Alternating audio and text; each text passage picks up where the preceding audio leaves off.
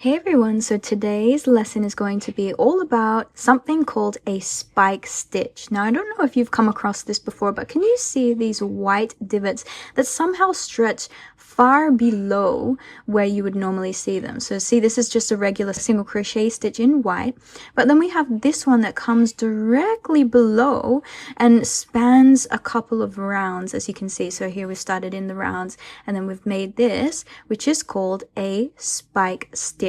So we're going to learn how to make this today. Let us get straight into it.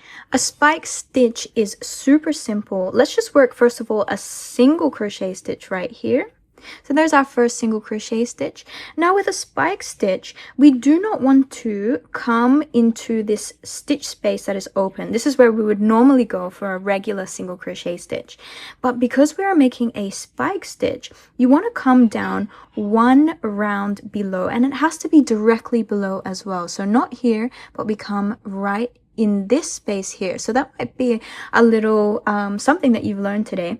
And then you just make your regular single crochet stitch like that. And can you see how it forms that sort of spike because it comes down further below compared to your regular single crochet stitch? So let's do another single crochet stitch first, followed by a spike stitch. Remember, coming down one round below where you normally would, and then just complete your single crochet stitch. But because we've come down an extra round, we call it the spike stitch. So that there is the spike stitch. And first of all, you can see here, we can make this into so many different decorations. I think I have an image of a tumbler holder you might be able to see over here, and I just incorporated that spike stitch every couple of rounds as well. Now it doesn't always have to be a spike stitch separated by a single crochet stitch. You can have like 2 spike stitches in a row, just like this, 3, 4, 5, the whole round if you wanted to as well.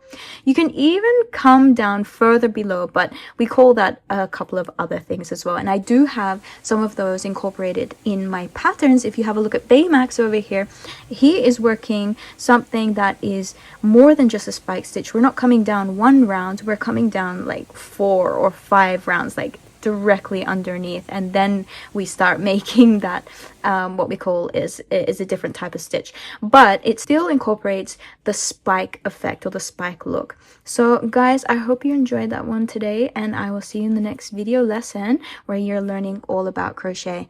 Get into it.